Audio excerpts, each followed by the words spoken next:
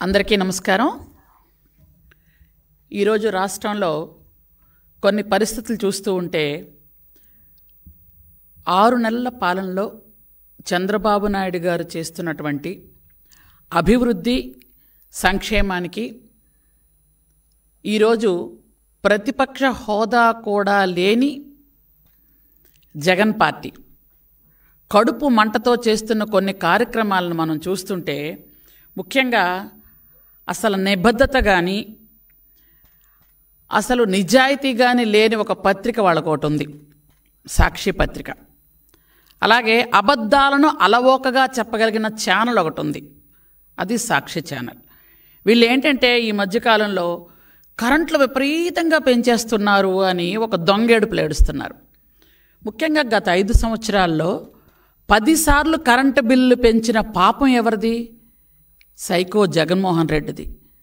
జగన్మోహన్ రెడ్డి 10 సార్లు కరెంటు బిల్లులు పెంచి దాదాపు వినియోగదారుల మీద 32,000 కోట్లు భారం వేసి ఈరోజు అతన్ని ప్రజలు చీకొట్టి కనీసం ప్రతిపక్ష హోదా కూడా ఇవ్వకుండా పక్కకు జరిపేశారు.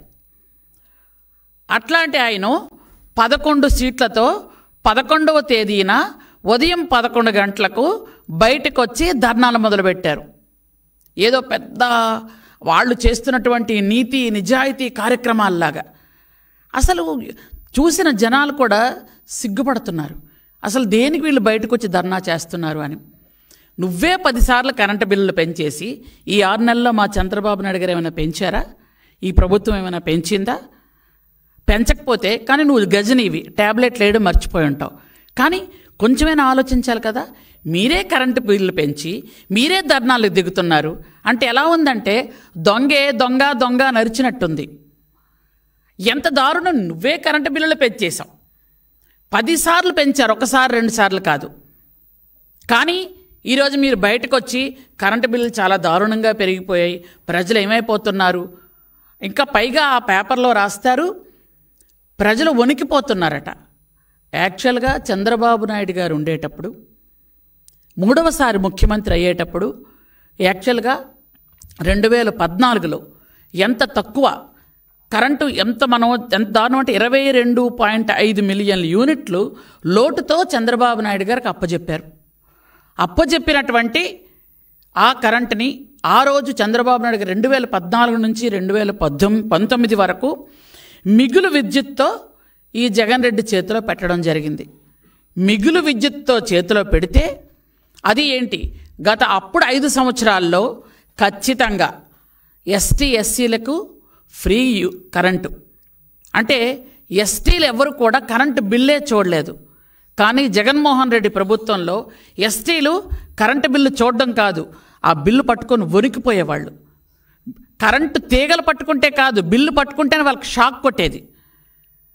అసలు కరెంటు బిల్లు అంటే ఏంటో తెలియనటువంటి ఎస్టీ గూడాలు, ఎస్టీ పల్లెలు, హిల్టాప్ ఏరియాలు, గిరిశిఖర గ్రామాలు అందరూ కూడా కరెంటు బిల్లు వచ్చింది అంటే కరెంటు బిల్లు ఏమిటి అని ఆశ్చర్యంగా చూసే పరిస్థితి జగన్మోహన్ రెడ్డి తీసుకొచ్చాడు.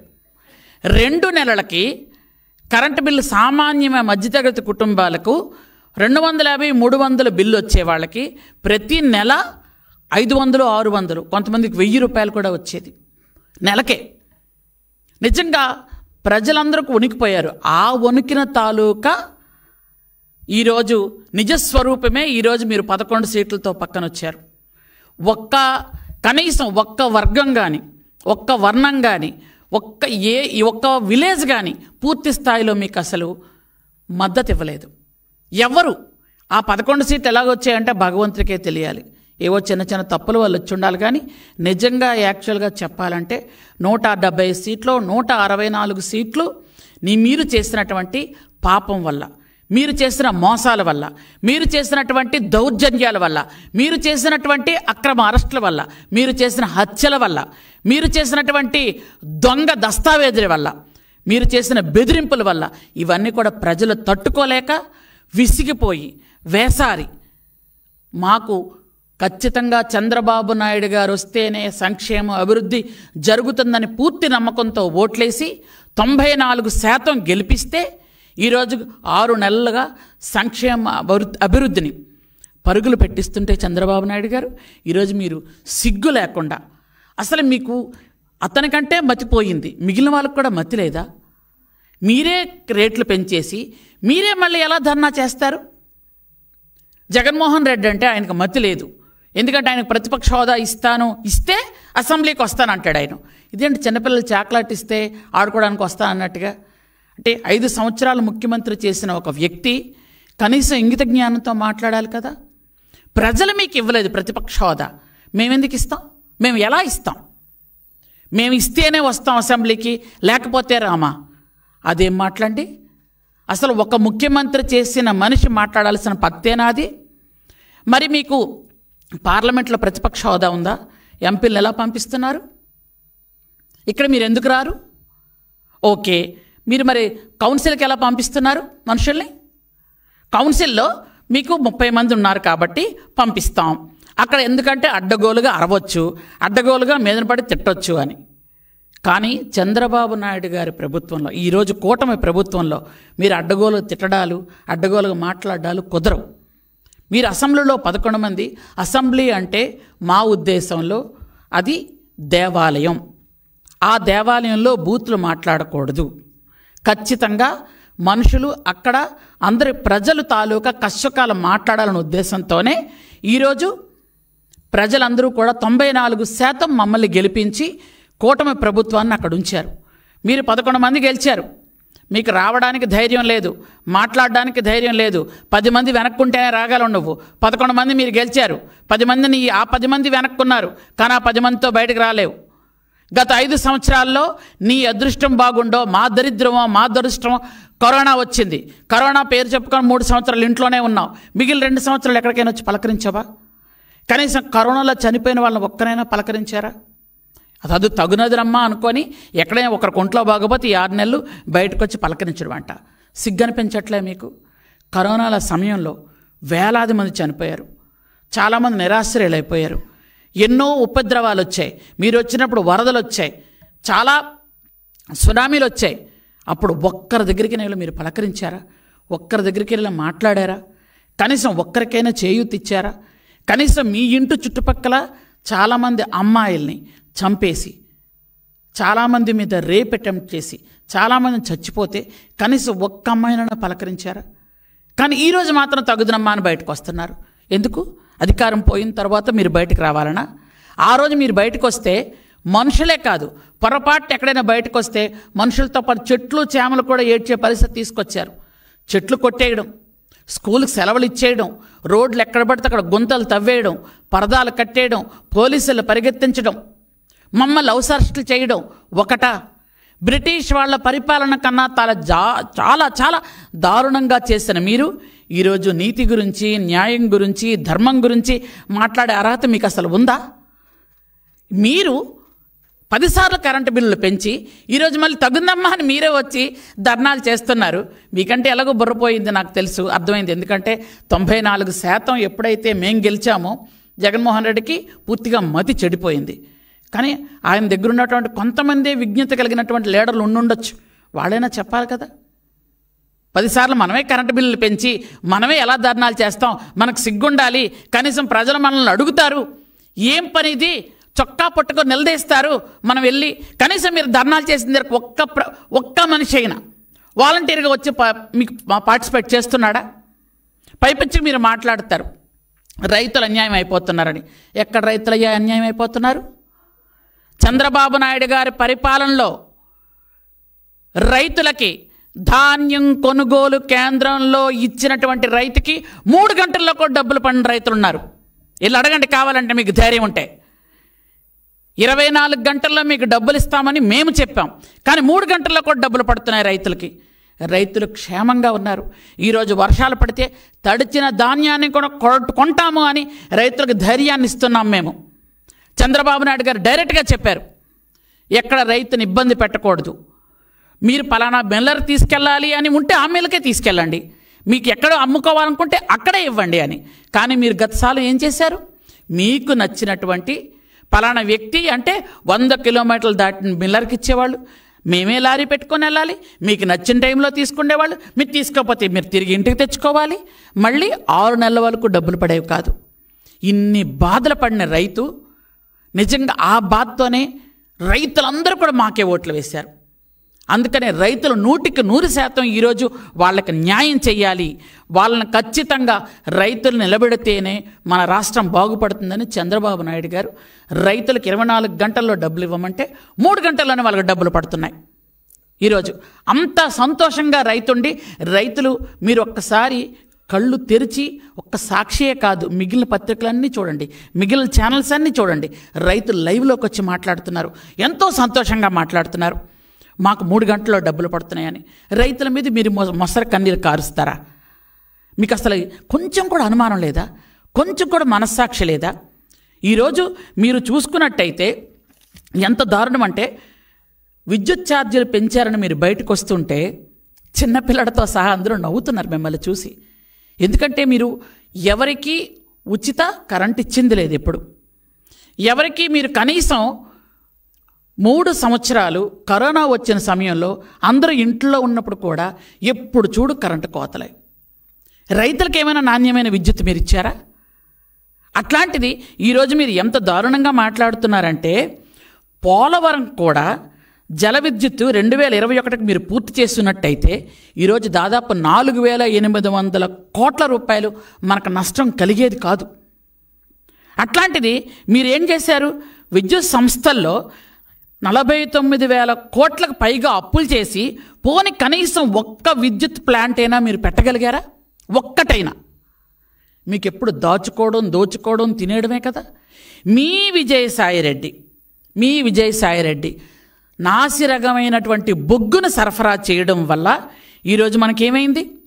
ఎంత లాస్ వచ్చింది మీకు తెలియదు ఆ విషయం? మీ మనుషులు మీరు వెనకేసుకొని రావడం మీకు ఎప్పుడు ఇదే పరిపాట?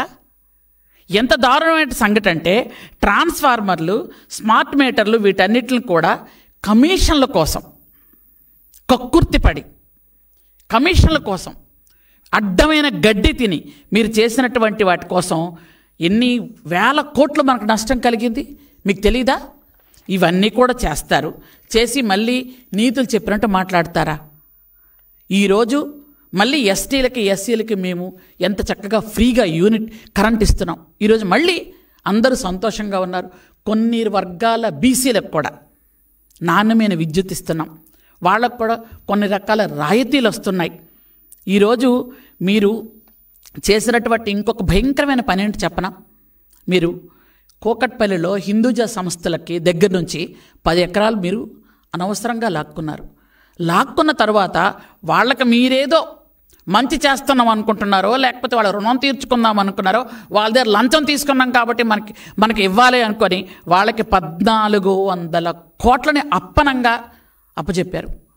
ఇవన్నీ ఎవరి సొమ్ము? ప్రజల సొమ్ము కాదా? ప్రజల సొమ్ము తినేయడమేనా మీ పని? మీరందరూ A1, A2, A3 ముద్దాయిలు అందరూ. మీరు అలా ఉన్నారు కాబట్టి గత 6 నెలలుగా మేము అక్రమ అరెస్టులు చెయ్యకూడదనే ఉద్దేశంతో మీరు చేసిన తప్పులకి కూడా చాలామందికి అరెస్టులు అవ్వలేదు. ఇంకా మీరు ఎంత దారుణంగా బిహేవ్ చేస్తున్నారు అనంటే, ఎంత నీతి లేనితనంగా మాట్లాడుతున్నారంటే బయటకు వచ్చి ఇప్పటికి కూడా సోషల్ మీడియాలో మీరు అమ్మాయిల్ని ఇప్పటికి కూడా భయంకరంగా తిడతారు. ముఖ్యమంత్రి గారిని తిడతారు, ఉప ముఖ్యమంత్రిని తిడతారు, హోమ్ మినిస్టర్ని తిడతారు, ఆడవాళ్ళు ఎవరుంటే వాళ్ళందరిని తిడుతుంటారు. కానీ వాళ్ళలో ఎవరిని అరెస్ట్ చేయకూడదు అంట. మళ్ళీ మీరు మాత్రం అక్రమంగా గత 5 సంవత్సరాలు అరెస్ట్ చేయొచ్చు. ఒక్క కనుసైగా చేస్తే చంద్రబాబు నాయుడు గారు మీ టోటల్ ఏ గ్రూపు ఉండదు, అందరూ జైల్లో ఉండాలి నిజంగా. కానీ చంద్రబాబు నాయుడు గారి పద్ధతి అది కాదు. ప్రజలు మనకి పట్టం కట్టారు, మనం ప్రజల్ని రక్షిస్తూ ఎక్కడ అన్యాయం జరిగిందో అది చేసుకుంటూ వెళ్ళాలి.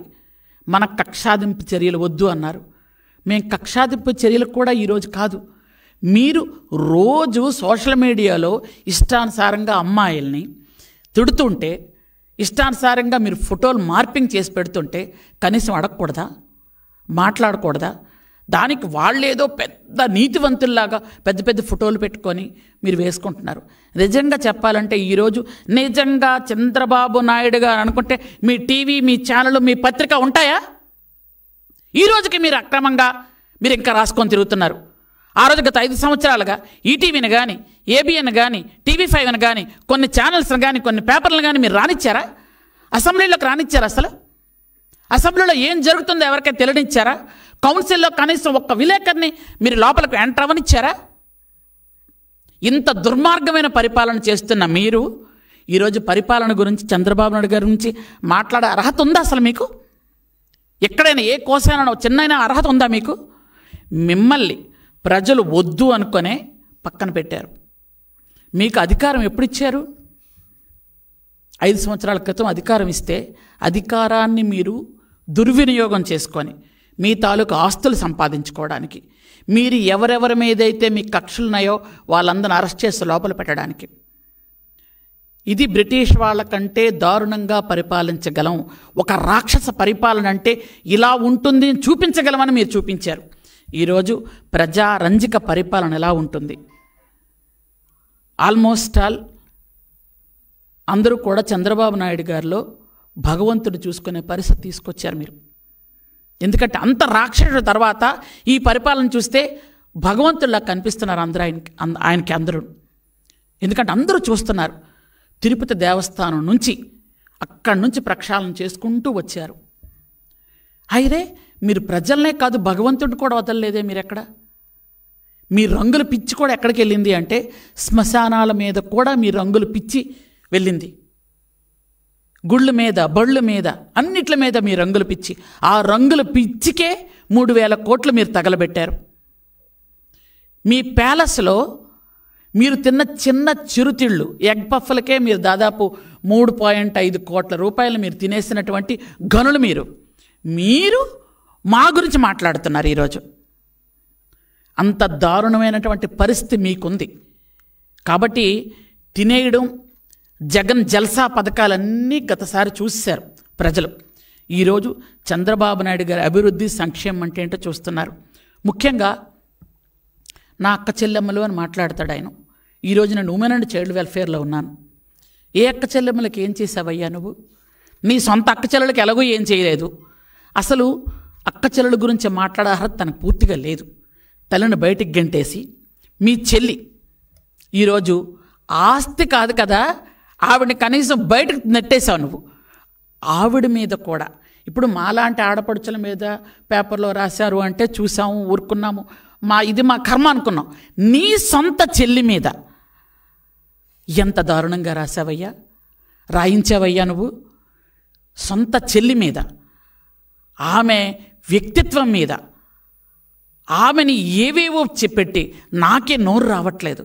ఆమె తండ్రి పేరు కూడా మార్చి, నీ తండ్రికి పుట్టిన మీ ఇద్దరిని ఆమె తండ్రి పేరు మార్చారంటే నువ్వెవరినా అనుమానిస్తున్నావు? నీ తల్లిని అవమానిస్తున్నావు. అలాంటి వాడికి నీకు ఆంధ్రప్రదేశ్లో అక్క చెల్లెల గురించి మాట్లాడే అర్హత ఉందా నీకు? ఇలాంటి నువ్వా మా గురించి మాట్లాడేది, మా ప్రభుత్వం గురించి మాట్లాడేది, మా నాయకుల గురించి మాట్లాడేది? ఇలాంటి ఇంత దరిద్రమైనటువంటి రాతలు రాసుకొని మీరు ఉమెన్ అండ్ చైల్డ్ వెల్ఫేర్లో ఉన్నాను నేను. ఈరోజు ఉమెన్ అండ్ చైల్డ్ వెల్ఫేర్లో ఉండి గత 6 నెలలుగా మేము ఇప్పటికీ 128 అంగన్వాడీ కొత్త సెంటర్లు శాంక్షన్ చేశాం. ఉన్న అంగన్వాడీ సెంటర్లు అన్నిటికీ కూడా వాటర్ సదుపాయం, టాయిలెట్ సదుపాయం ఇస్తున్నాం. అలాగే ఏవైతే అంగన్వాడీ సెంటర్స్లో మీరు ఇంతవరకు నాణ్యమైన భోజనం పెట్టకుండా ఇబ్బంది పెట్టారో వాళ్ళన్నిటికీ కూడా నాణ్యమైన భోజనంకి మేము ఏర్పాటు చేస్తున్నాం. మీరు అట్లాంటిది మీరు మాట్లాడుతున్నారే. గత టైంలో గిరిజనులందరూ కూడా 7 ఎస్టీ నియోజకవర్గాలు కూడా నిన్నే గెలిపించారే, మీ ఎమ్మెల్యేని గెలిపించారు. ఏం చేసావయ్యా? 7 ఎస్టీ నియోజకవర్గాల్లో హిల్ టాప్లో ఒక్క రోడ్డు వేయలేదు. ఒక్కటంటే ఒక్క రోడ్డు. ఎక్కడో ఉన్న సోనూ సూద్ ఒక హీరో ఆయన డబ్బులు ఇస్తానంటే కనీసం ఆయన కాంటాక్ట్ చేయలేదు మీరు. మా ఏరియాలో డోలీల మోతలతో హిల్ టాప్లో కరోనా టైంలో వేలాది మంది చనిపోయారో లేదో తెలియని పరిస్థితి కూడా ఉండేది మాకు. అలాంటి టైంలో ఫీడర్ అంబులెన్స్లు చంద్రబాబు నాయుడు గారు ప్రవేశపెడితే వాటిని కూడా క్యాన్సిల్ చేసుకున్నారు మీరు. కనీసం వాళ్ళు వచ్చి కిందకొచ్చి రేషన్ బియ్యం తీసుకెళ్లే సదుపాయం కూడా లేకుండా మేము బండి పంపిస్తామని గొప్పలు చెప్పారు. ఆ బండ్లు అక్కడికి వెళ్ళవు. అంత హింస పెట్టారు మాకు. ఈ 6 నెలల్లో మా చంద్రబాబు నాయుడు గారు 300 కోట్లని ఎస్టీ ఏరియాలకు ఇచ్చారు. ఈరోజు రోడ్లు వేసుకుంటున్నాం మేము ప్రశాంతంగా. చాలా వరకు ఎక్కడైనా డోలీ మోతలు ఎక్కడ ఎక్కువ ఉన్నాయో ఆ ఏరియా రోడ్లు ఈరోజు వేస్తున్నాం. నిన్న లేదు మొన్న పవన్ కళ్యాణ్ గారు వచ్చి శంకుస్థాపన చేశారు ఒక రోడ్డు మాకు 9 కోట్ల రూపాయలతో. ఆ ఏరియాలకి ఇంతవరకు ముఖ్యమంత్రి కానీ ఉప ముఖ్యమంత్రి కానీ వచ్చే దాఖలాలు లేని దగ్గర మా చంద్రబాబు నాయుడు గారు వచ్చారు, మా పవన్ కళ్యాణ్ గారు వచ్చారు, మా లోకేష్ బాబు గారు వచ్చారు. మీరు ఎక్కడికి వెళ్తున్నారయ్యా? ఎక్కడికి వెళ్ళారు అసలు చెప్పండి. ఇప్పుడు ఈరోజు హాస్టల్స్ నిర్మిస్తున్నాం. హాస్టల్స్లో టాయిలెట్స్, హాస్టల్లో వాటర్ సదుపాయం, హాస్టల్స్కి మంచి భోజనము.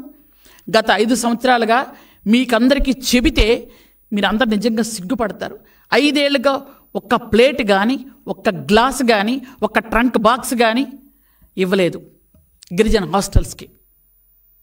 మేము వచ్చిన తర్వాత ఇప్పుడు పెట్టెలు, ప్లేటు, గ్లాసు, దుప్పట్లు, బ్లాంకెట్స్ కూడా ఇస్తున్నాం. మీరు ఏం చేశారని మాట్లాడుతున్నారు అసలు? ఐటీడీఏలు అన్ని ఐటీడీఏలు నిర్వీర్యం చేసేశారు. ఒక్క ఐటీడీఏకైనా కనీసం ఒక్క మనిషి లేని అప్లికేషన్ ఇచ్చే పరిస్థితి తీసుకొచ్చారా మీరు? ఈరోజు 9 ఐటీడీఏల్లో ఆల్మోస్ట్ ఆల్ అన్ని ఐటీడీఏలు ఐఏఎస్ ఆఫీసర్స్ పీఓలుగా ఉన్నారు.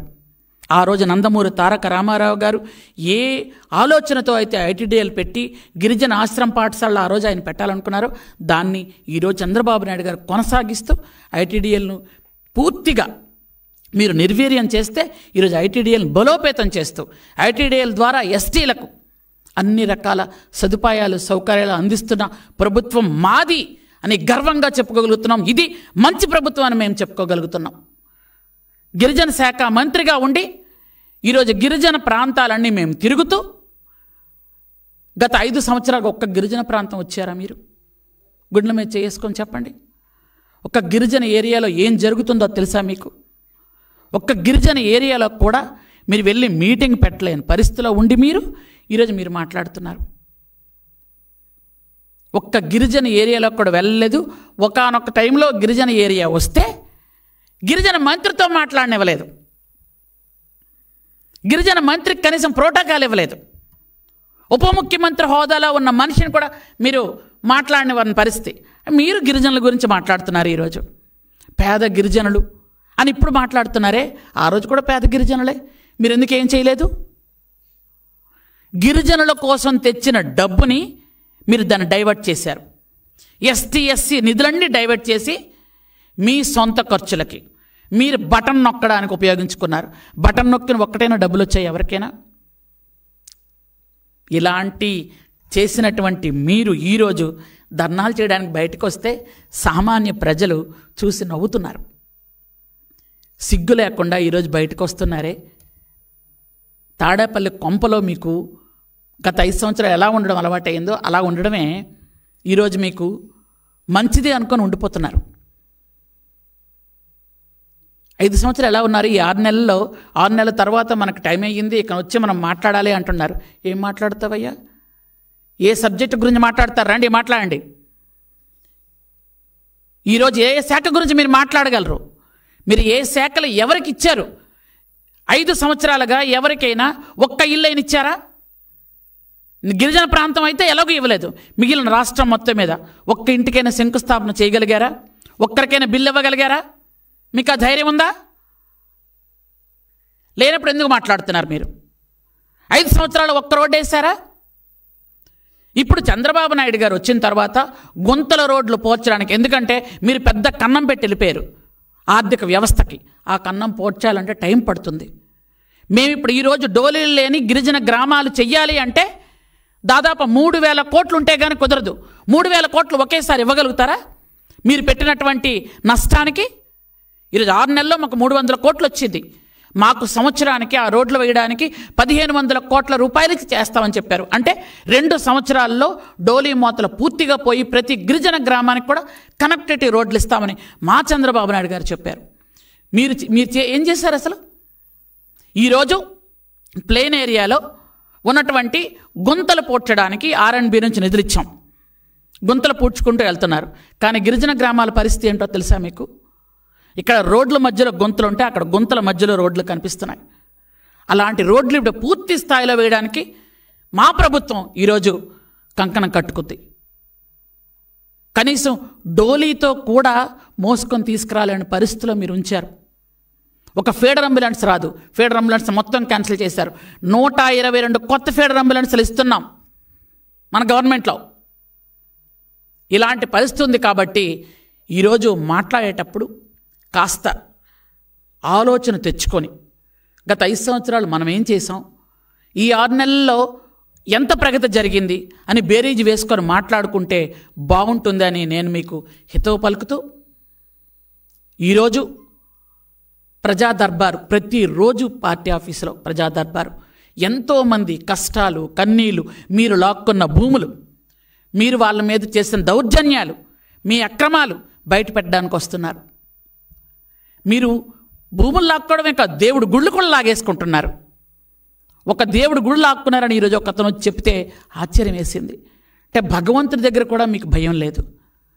అలాంటి పరిస్థితి వస్తుంది. ప్రతిరోజు ఒక మంత్రి ఇక్కడ కూర్చొని వచ్చి ప్రజా దర్బార్లో కూర్చొని వాళ్ళ సమస్యలు వింటూ మొదటి కంటే ఇప్పుడు కొంచెం తగ్గుతున్నాయి. ఎందుకు? ఒక క్రమక్రమంగా అర్జీలు తగ్గుతూ వస్తున్నాయి. ఈరోజు రెవెన్యూ సదస్సులు పెట్టడం వల్ల చాలా వరకు సమస్యలు పరిష్కారం అవుతున్నాయి. చిన్న చిన్న సమస్యలన్నీ గ్రామాల్లోనే పరిష్కరించుకుంటున్నారు. కాబట్టి ప్రజలందరూ కూడా అలాంటి కల్లబొల్లి మాటలు వినడానికి రెడీగా లేరు. ఖచ్చితంగా ఇది మన ప్రభుత్వం, మంచి ప్రభుత్వం. మనం చంద్రబాబు నాయుడు గారి మీద ఎంత నమ్మకంతో ఓట్లు వేసి మన కూటమి ప్రభుత్వాన్ని గెలిపించుకున్నామో, మనం అభివృద్ధి సంక్షేమానికి కూడా మనం ముందుకు వెళ్దాం. అన్నా క్యాంటీన్లు తెచ్చుకున్నాం. త్వరలో మనం ఫ్రీ బస్ కూడా తెచ్చుకుంటున్నాం. ఆ కమిటీలో నేను ఒక మెంబర్ని ఉన్నాను. అలాగ ప్రతి ఒక్కొక్కటి మనం ఏదైతే మన 6 పథకాలు మనం అనుకున్నామో, సూపర్ 6 అవన్నీ ఒకటికోటి అవుతున్నాయి. మీరంతా ఒక్కటి మాత్రం గమనించండి. ప్రపంచంలో ఇండియా మొత్తం మీద ఏ రాష్ట్రంలో అయినా 4,000 రూపాయల పెన్షన్ ఇచ్చిన ప్రభుత్వం ఉందా? గుండెల మీద ధైర్యంగా మనం గుండె మీద చేసుకొని చెప్పగలం. ఇది మన ప్రభుత్వం, మన కూటమి ప్రభుత్వం. మన చంద్రబాబు నాయుడు గారు 4,000 రూపాయలు పెన్షన్ ఇస్తున్నారు. వికలాంగులకు 6,000 రూపాయలు. పూర్తిగా ఏదైనా వాళ్ళకి కదలలేని పరిస్థితిలో, పాపం వాళ్ళు అనారోగ్యంతో ఇబ్బంది పడుతున్న పరిస్థితిలో ఉంటే 10,000 రూపాయలు ఇచ్చి, పూర్తిగా మంచానికి అంకితం అయిపోయిన వాళ్ళకి 15,000 రూపాయలు ఇస్తున్న ప్రభుత్వం ఏదంటే మనది అని ధైర్యంగా మనం చెప్పగలుగుతున్నాం. ఈరోజు అలాంటి పరిస్థితి మనకుంది. ఏ రాష్ట్రం కూడా 4,000 రూపాయల పెన్షన్ ఇవ్వట్లేదు. వృద్ధులకి, వితంతువులకి మనమే ఇస్తున్నాం. ఇంతటి ఆర్థిక వ్యవస్థ లోటులో ఉన్న వాళ్ళ ఆర్థిక వ్యవస్థను చిన్నాభిన్నం చేసుకెళ్ళిపోయిన చంద్రబాబు నాయుడు గారు ఇచ్చిన ఒకే ఒక్క మాటకి ఈరోజు ఆ పెన్షన్ అలా ఇస్తున్నాం. మనం 15,000 రూపాయలు పెన్షన్ ఇస్తున్నామంటే పూర్తిగా మంచం మీద లేవలేని పరిస్థితిలో ఉన్న వాళ్ళకి, ఇంకొక మనిషి సహాయంతో ఉన్న వాళ్ళకి ఇస్తున్నాం.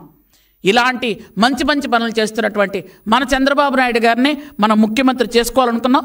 4వసారి ముఖ్యమంత్రి చేసుకున్నాం. మన కార్యక్రమాలు వెళ్తున్నాయి. ఈరోజు దాదాపు 6 నెలలుగా ఒక్కరోజు కూడా మిస్ అవ్వకుండా రోజు ప్రజా దర్బార్ నడుపుతున్నటువంటి వ్యక్తి ఎవరు అంటే మన అందరి సోదరుడు, మన మంత్రి లోకేష్ బాబు గారు. ఈరోజు అలా చేస్తూ ఎన్నో సమస్యలు పూర్తిగా పరిష్కరిస్తూ, ఇక్కడ ఈ రాష్ట్రంలోనే కాదు, మన ప్రజలు ఏ రాష్ట్రంలో ఉంటే వాళ్ళకి చేయూతనివ్వడం. ఒక వాట్సాప్లో మెసేజ్ పెడితే రియాక్ట్ అయిన నాయకుడు ఎవరైనా ఉన్నారా? ఈ దేశంలో ఉన్నారా ఎక్కడైనా?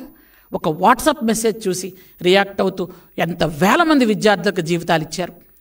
వేల మంది ప్రజలకి ఎక్కడెక్కడ గల్ఫ్లో అట్లాంటి దేశాల్లో ఉండిపోయిన వాళ్ళని తీసుకురావడం.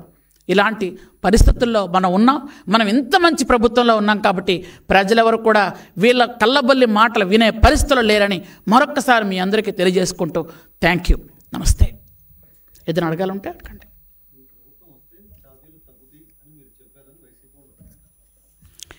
సార్, 5 సంవత్సరాల్లో 10 సార్లు విద్యుత్ ఛార్జీలు పెంచి వీళ్ళు అసలు మాట్లాడడానికి అర్హత ఉందా సార్? వాళ్ళకి 10 సార్లు విద్యుత్ ఛార్జీలు పెంచారు. వాళ్ళే వచ్చి ధర్నా చేస్తారు ఈరోజు సిగ్గు లేకుండా. మనమేం చెప్పాం? నాణ్యమైన విద్యుత్ ఇస్తామని చెప్పాం. మీరు పెంచినట్టుగా మేము విద్యుత్ ఛార్జీలు పెంచము అని చెప్పాం. మనం పెంచకపోతే అర్థం ఏంటండి? వాళ్ళు పెంచిన విద్యుత్ ఛార్జీలు ఈరోజు, ఆ రోజు ఎన్ని అబద్ధాలు మాట్లాడారంటే 10 సార్లు విద్యుత్ ఛార్జీలు పెంచితే సామాన్యమైన వాళ్ళకి ఎంత భారం అండి. నాణ్యమైన విద్యుత్ కాదు. ఈరోజు ఎస్టీ ఎస్సీలకి మళ్ళీ మనం ఫ్రీ కరెంట్ ఇస్తున్నామండి. కానీ గత 5 సంవత్సరాలుగా ఎస్టీ ఎస్సీలు అందరూ బిల్లు కట్టుకున్నారు. కావాలంటే మీరు ఎంక్వైరీ చేయండి. మనం 2 నెలలకి ఒక్కసారి వచ్చే బిల్లు నెలకి ఒకసారి వచ్చేది. 2 నెలలకి సామాన్యమైన కుటుంబాల్లో 300 రూపాయలు 250 వచ్చే బిల్లు నెలకి 1000 రూపాయల వరకు వచ్చేది. ఈరోజు అది లేదు అంటే అర్థం ఏంటండి? కరెంట్ ఛార్జీ తగ్గినట్టే కదా. సామాన్యమైన ప్రజల్లో తగ్గిందనే భావిస్తున్నారు అందరూ. ఎందుకంటే 2 నెలలకు ఒకసారి బిల్లు మనకిప్పుడు, అందులో తక్కువ బిల్లు వస్తుంది. వాళ్ళలాగా ఎంత దారుణమైన సర్ఛార్జీలు వేసేవాళ్ళు.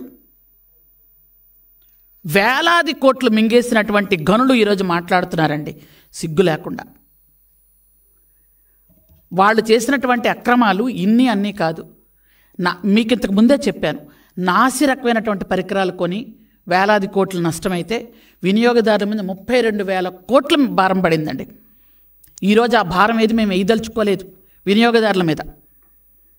నాణ్యమైన విద్యుత్ రైతులకు ఇవ్వాలనుకుంటున్నాం, ఇంటికి కూడా నాణ్యమైన విద్యుత్ తేవాలనుకుంటున్నాం.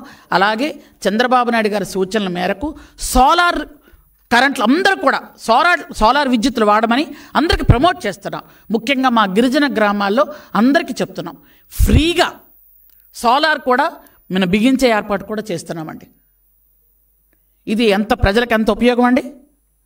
సోలార్ విద్యుత్ ప్రతి ఒక్కరూ పెట్టుకుంటే మనకు చాలా విండ్ పవర్ కూడా వస్తుంది మనకి.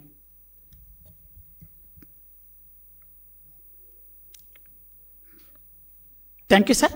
నమస్తే.